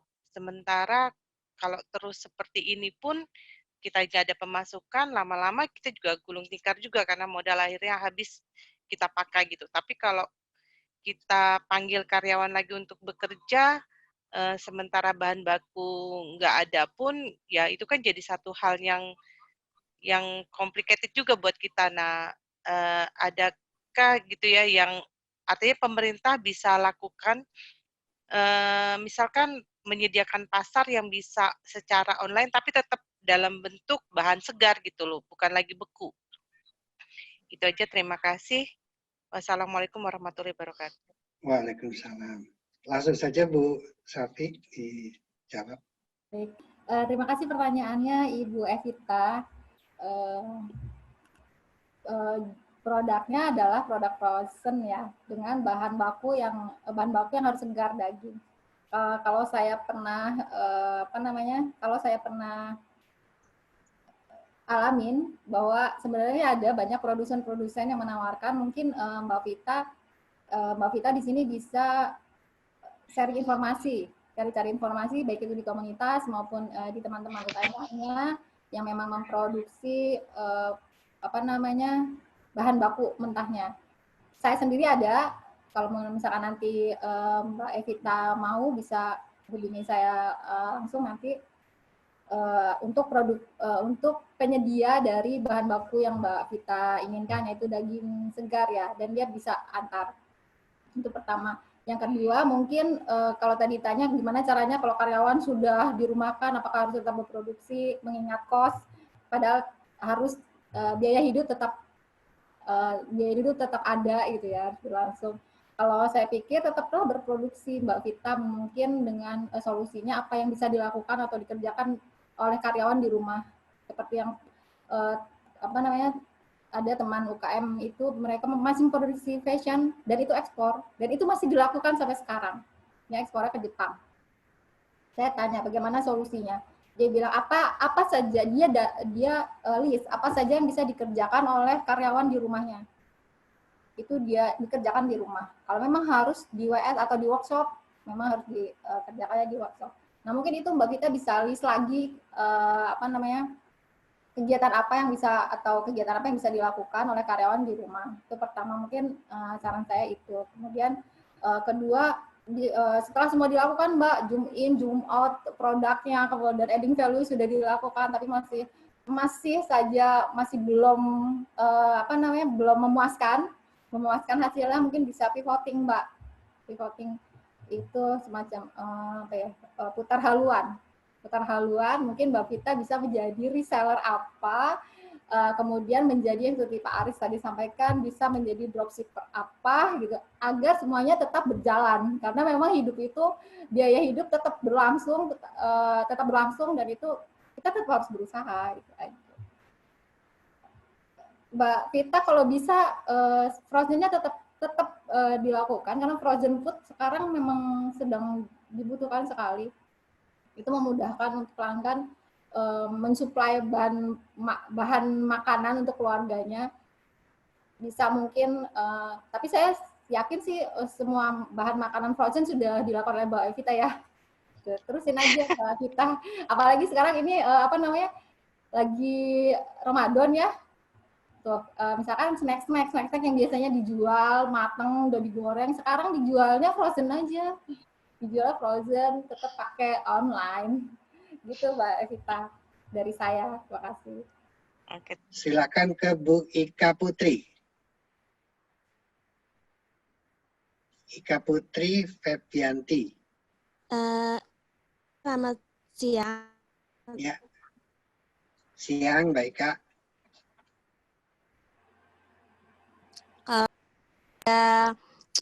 Bu Safia. Ya. Media digital apa saja sih yang bisa kita gunakan untuk mempromosikan produk kita selain dari media sosial? Itu aja ya. Ya, terima kasih. Ya, silakan Bu Safi, ini dari mahasiswa kalau nggak salah ya. Iya.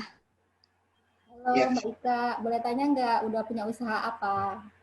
Enggak, kita kan juga apa sih namanya, ada kegiatan dana bergulir gitu dari kampus. Jadi kita dikasih dana gitu untuk jualan gitu. Nah, kebetulan saya itu jualannya baju, kaos-kaos gitu. Kaos kayak semacam kaos distro gitu, kaos-kaos polos gitu. Oh gitu, baik. Ya. Saya coba jawab ya, Mbak Ika. Iya. Mbak Ika udah bagus banget, usia sekarang sudah mulai berbisnis. Nah, kalau misalkan ditanya media digital apa saja yang bisa dijadikan tempat untuk berpromosi, itu banyak banget. Apalagi sekarang memang teknologi itu sudah sangat membantu sekali. Kalau tadi bilangnya selain misalkan IG ya, Instagram itu efektif sekali. Kemudian Facebook media sosial Facebook itu juga efektif karena memang ada yang Facebook Ad itu, udah pernah tahu Mbak Ika? Udah tahu apa sih ya? Biasanya kalau kaum milenial itu melek digital banget daripada saya ya. Itu kemudian marketplace sekarang sudah banyak sekali, tadi sudah di-list oleh Pak Aris, itu udah dari mulai Tokopedia sampai yang paling bawah tadi saya lihat yang dari luar itu dari mulai Alibaba dan lain-lain. Itu bisa semuanya dimasukin aja Mbak Ika. Produknya semua dimasukin. Sekarang juga ada marketplace yang dibuat oleh maksudnya untuk UKM sendiri itu udah ada Boronghiu, ada kemudian bisa masuk ke platform kasir, bisa kalau pernah tahu, banyak sekali di situ membantu kita mempromosikan produk. Karena di kasir itu yang saya lihat, maaf ya saya menyebutkan ini, itu sangat membantu dalam promosi, membantu mengelola keuangan juga, manajemen keuangan dia ini. Nah kalau untuk di misalkan males ya mengupload gitu kan, harus itu yang paling efektif lainnya adalah WA group, komunitas. Balik lagi kita ke komunitas, bahwa itu sangat efektif sekali untuk di WA group. WA grupnya Mbak Ika ada berapa banyak?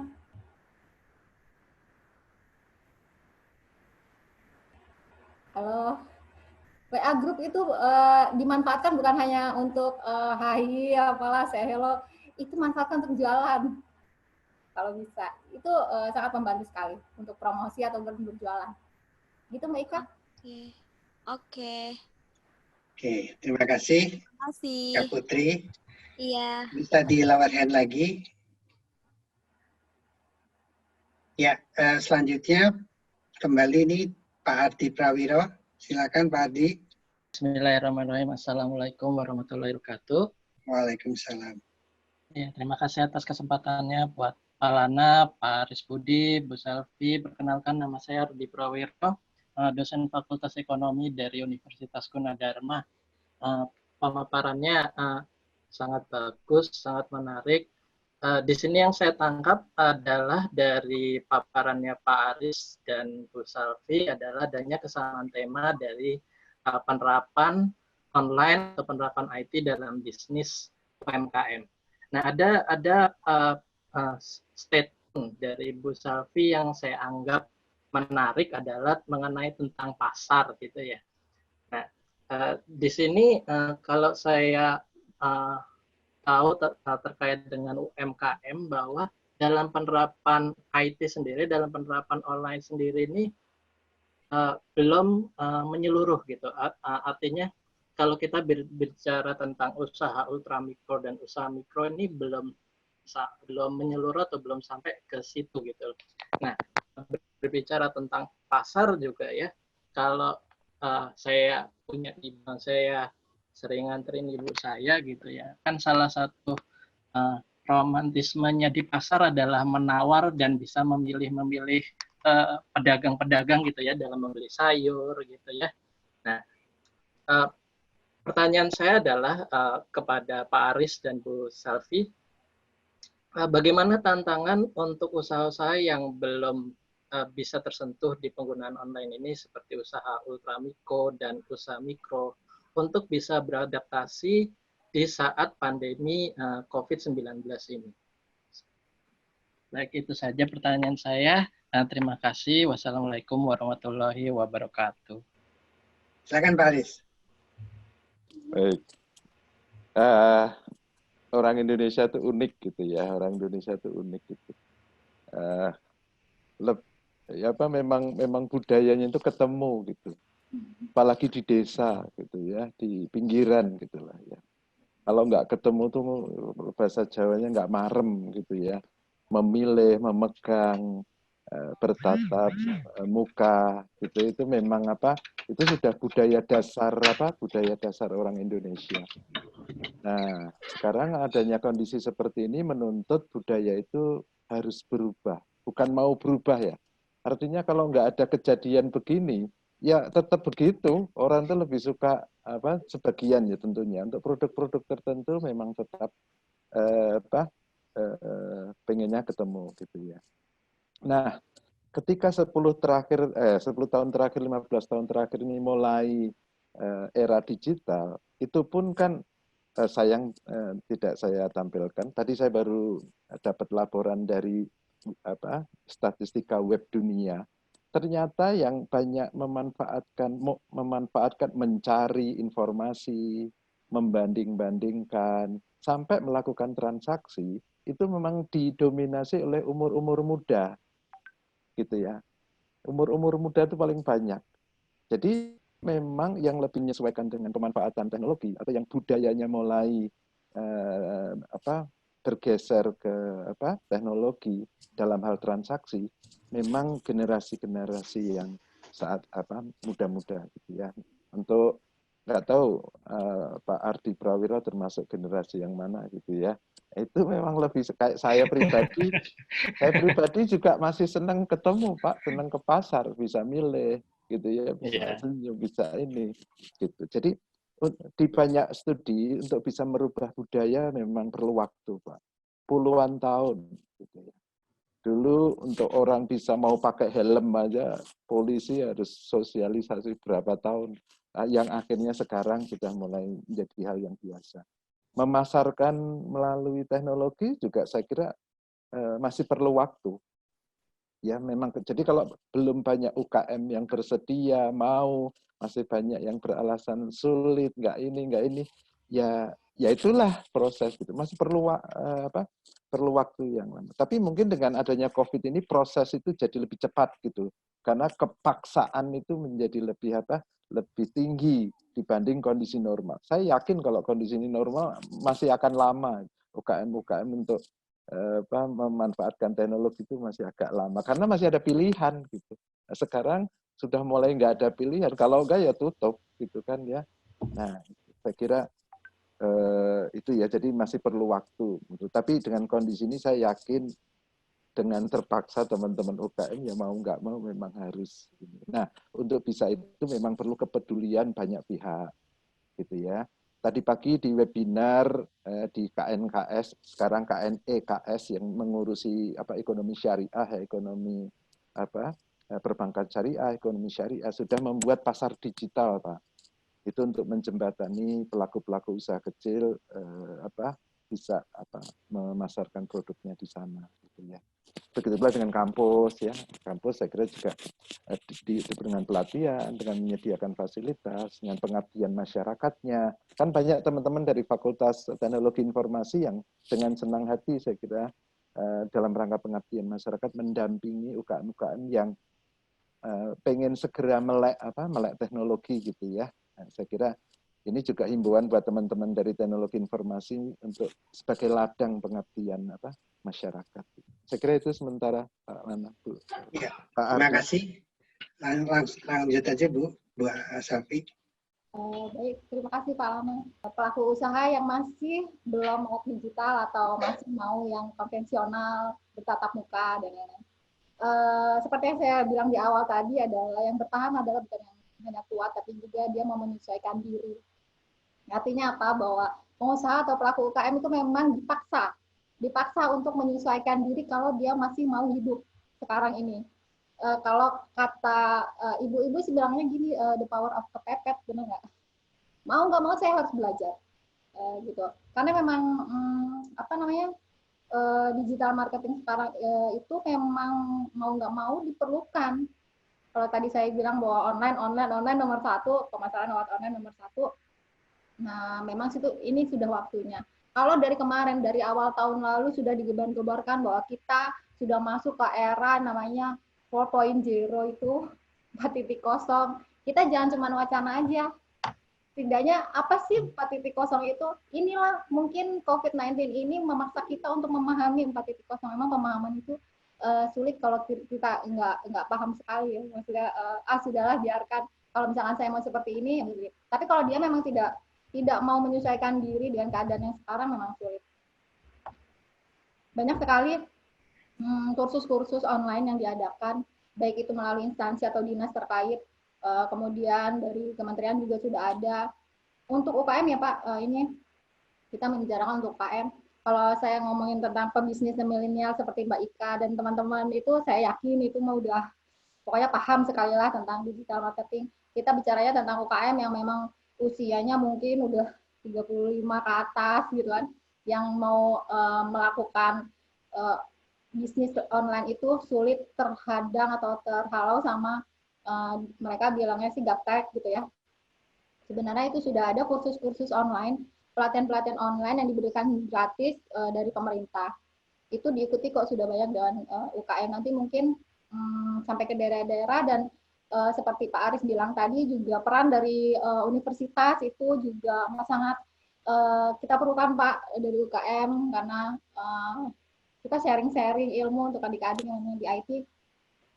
Tolonglah ajarin UKM-UKM memang belum bisa atau tidak punya kesempatan ikut pelatihan di tempat lain, di instansi lain. Karena kemudian peran dari komunitas yang tadi saya bilang itu juga penting karena jaringan dalam pengembangan bisnis itu presentasinya lebih besar, sekitar 60% kalau untuk pengembangan bisnis itu dibanding dengan SDM ataupun mesin ataupun modal. Jadi hikmahnya sekarang adalah UKM harus mau belajar untuk peningkatan level dan skill yang lebih tinggi dan menjadi lebih baik di era COVID ini. Dibandingkan dengan direct selling itu, online selling itu menjangkau pasar yang lebih luas. Mau tidak mau diakui itu menjangkau lebih luas daripada direct selling. Jadi kalau misalkan orderan online itu seperti saya gitu daripada offline saya yang ada di mall itu saya akui lebih banyak menghasilkan online. Perbandingannya bisa besar sekali. Demikian Pak Ardi, saya mencoba menjawabnya. Ya, terima kasih Bu. Oke, cukup Pak Ardi. Cukup, terima kasih. Oke, baik. Baik ya, karena waktunya sudah mendekati akhir ini, sudah tinggal beberapa menit lagi, dan kebetulan juga tidak ada lagi yang resen ya. Saya kira untuk sesi tanya jawab saya cukupkan sampai di sini saja. Terima kasih kepada kedua pembicara yang sudah menyampaikan paparannya dengan begitu lengkap dan tajam ya. Kepada seluruh peserta, semoga paparan dari dua pembicara tadi bermanfaat bagi bidang masing-masing ya, bagi mahasiswa, bagi UKM, dan bagi dosen. Dan tentu saja kata kuncinya memang selain dari UKM memang harus inovasi dan lain-lain ya, upaya dari UKM, tapi juga harus dibutuhkan semua pihak ya, termasuk kita dari kampus, dari dosen itu bisa memberikan pelatihan-pelatihan, mungkin nggak perlu bayar lah, gratis atau apa gitu ya. Jadi biar mereka bisa pakai aplikasi online. Kemudian mungkin dari mahasiswa juga bisa bikin pelatihan-pelatihan gitu ya. Jadi semua pihak harus terlibat. Nanti pemerintah juga memberikan insentif dan lain-lain. Saya kira itu saja. Terima kasih kepada seluruh pembicara dan seluruh peserta. Tadi cukup lengkap. Pertanyaan ada 3 pihak ya, dari dosen, mahasiswa, dan dari UKM. Untuk waktunya saya cukupkan sampai di sini. Mohon maaf jika terjadi kekurangan atau kesalahan. Dan waktu saya berikan kembali kepada MC. Baik, terima kasih Pak Lana Sularto. Terima kasih Pak Aris Budi Setiawan dan Ibu Salvianingsih atas materi yang diberikan. Bapak, Ibu, dan hadirin sekalian, acara selanjutnya adalah foto bersama antara pembicara dan seluruh peserta webinar hari ini. Kepada peserta webinar hari ini dimohon untuk menyalakan video kameranya masing-masing. Untuk informasi kepada seluruh peserta dan hadirin pada webinar hari ini. Nanti di akhir acara, setelah acara ini kami tutup, akan ditampilkan QR code dan link untuk mengunduh materi beserta e-sertifikat. Kepada seluruh peserta dimohon nanti difoto QR dan linknya. Karena itu nanti akan dikirim bisa dicek melalui Google Drive. Baik, terima kasih Bapak Ibu dan hadirin sekalian yang sudah mengikuti webinar hari ini. Dengan berakhirnya sesi ini, tuntas sudah rangkaian acara webinar pada hari ini. Saya atas nama seluruh panitia yang bertugas hari ini memohon maaf bila banyak kekurangan dan kesalahan dalam kegiatan webinar hari ini. Terima kasih. Wassalamualaikum warahmatullahi wabarakatuh. Selamat sore.